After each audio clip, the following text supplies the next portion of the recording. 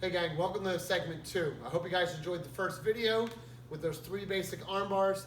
And what we're gonna do is we're gonna go into a little more advanced mode here. And then our last video, we'll get even more aggressive with some of the close quarter stuff. So our second video is gonna be addressing the idea of if we're in this scenario, Alex is getting aggressive, and then suddenly he just pushes me. Boom! The hands are coming at me. They extend it long, and they're reaching for me, and eventually they're gonna touch me. Okay, or he uses one hand. Oh, he pushes me here. Okay, or he uses the other hand. I don't know which one he's going to use. However, hopefully I'm not standing this close to the guy who's trying to piss me off or I made upset or whatever. So most likely you guys are going to be in this 6 foot range.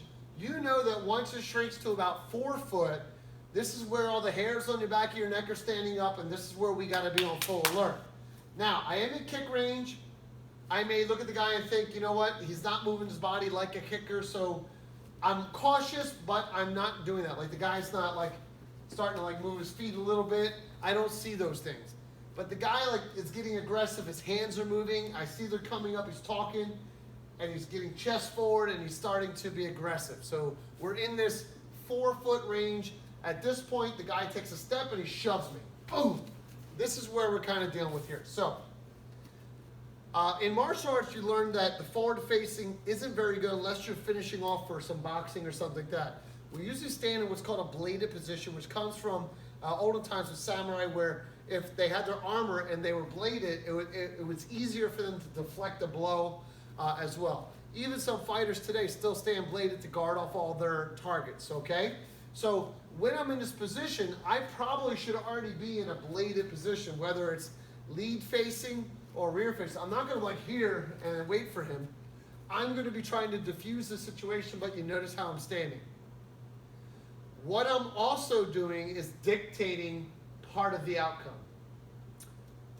So if Alex pushes me, which hand do you think is easier for me to work with? The one on my lead side. This is kind of dead, and it's not making a connection with me. I need that connection. All right, so we'll do it this way, and then we'll turn around and do it the other way for you guys as well. So I'm in this, hey man, I don't have any problem. The guy pushes, boom.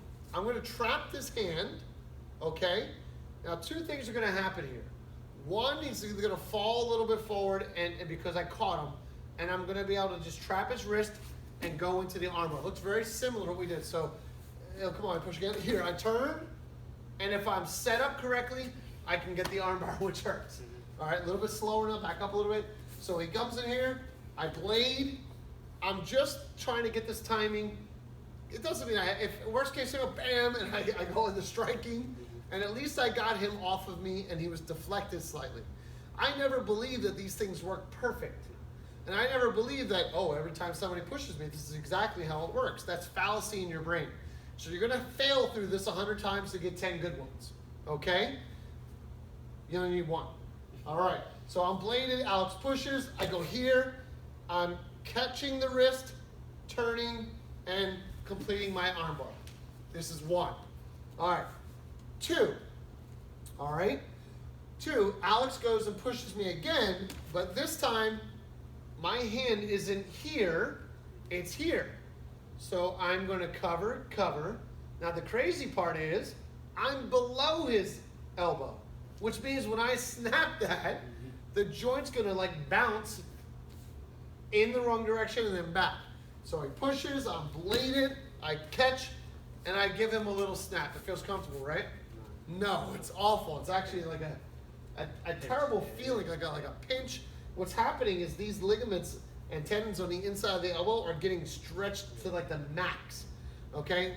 And that sends a very lovely signal to the brain saying, well, that sucks, okay? So number 1 again was here. He pushes, I catch.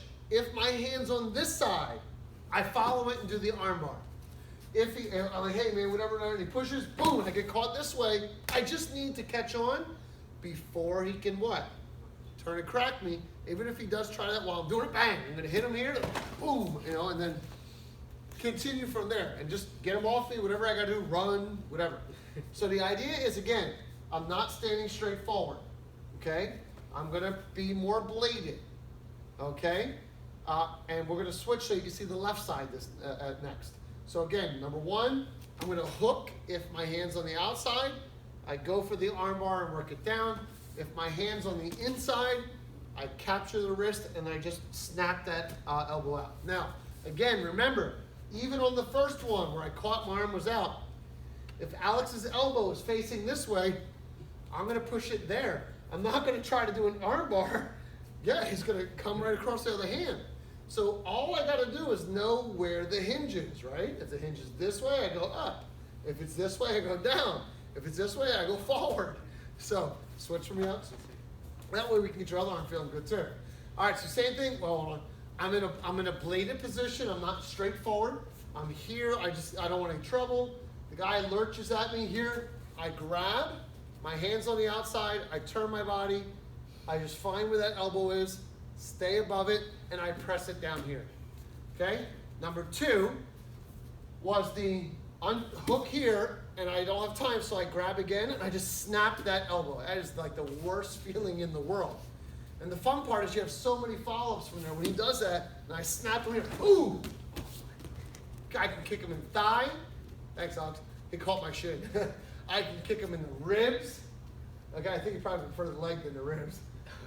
Okay, so again, when he pushes here, bang, I'm gonna go here. I just snap him away from me. Even I caught the low end of his forearm, it got him over there. Bang, kick him in the leg, and back off and back away. Same leg twice, right?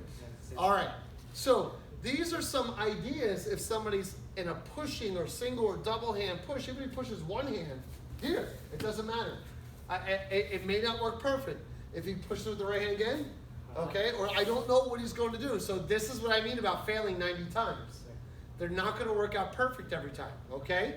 So if he pushes single-handed, I try to get away from the punching hand, okay? If he pushes this way and I go here, I'm susceptible too to him. He knows I have stuff, but he has things too. Okay, the last one we're going to do is what we call a punch blocking armbar. Now, I don't believe in catching a punch. You know, that looks good in movies, but not in real life. So the jab is a dangerous weapon. Fast and Furious, go. Faster. I'm not doing anything with jab. The only thing I'm doing with that is what? Putting something in the way and trying not to get hit with it. What I want to do, remember in the first video where I talked about that 4 foot to 6 foot range? If he throws his hands up, I don't want to be here where he can just throw a standard cross punch. I don't want to be here. So I'm most likely to be here and back up some first. And even if he starts here and he starts like lurking his way in, I'm going to be like, yo man, come on. Until what? I'm going to force him, if he has to do it, I'm going to force him to come at me. He wouldn't lunge with a jab. Like that would be weird. Okay? He wouldn't like jump at me with a jab or really try to overextend him. He knows that probably his power hand's his backhand. So he'll come thrusting in, like really drill, like, oh, bam, okay? He's gonna go after it, yeah, like that, okay? But except for it's gonna be my face. When that happens, when he comes in, I'm just gonna kind of go to the outside. Now, this is again where I don't expect to catch it every time. So he comes in, wham, I'm here. All I'm gonna try to do is this. That's it. And I tell you, I got about a quarter second to do it, and bang, I'm gonna hit the elbow again, right? Alex is glad I let go. So slow motion here. I cover. I kind of try to deflect the arm. I'm gonna hook it and go here. This is it. Worst case scenario, go. Bang, I deflected and I didn't get punched in the face. So come on back.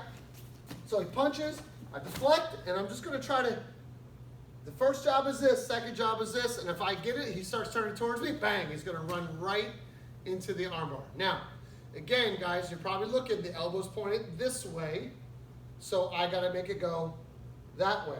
So all I do is rotate my body and snap my arm onto his elbow, okay? So last time was turned the other way. Same punch though, Alex. So I'm gonna block here, get outside, hook down, and turn the body. Stand over here, good, punch in. I'm gonna get outside, right? I just wanna get out of here before that other hook punch, bang, starts coming over, and I'm gonna turn my body onto the arm, okay? Please be careful with these if you haven't done a lot of this stuff. Alex is very experienced student here. How many years have you been training? 17 about 17 years, and he's had about 4,000 arm bars done to him, so he's over it. Okay, so just be careful, man. You snap somebody's arm too hard because you got too excited about the technique. Be careful. Have a partner that you trust. Have a partner that you trust. You guys can work together and test these techniques out. So this is from single push, double push, and you got one punch block in your well. So hope you guys enjoyed this video. We'll see you in the next one. You okay? Yeah. Good. Yeah, it's crazy. It's been 17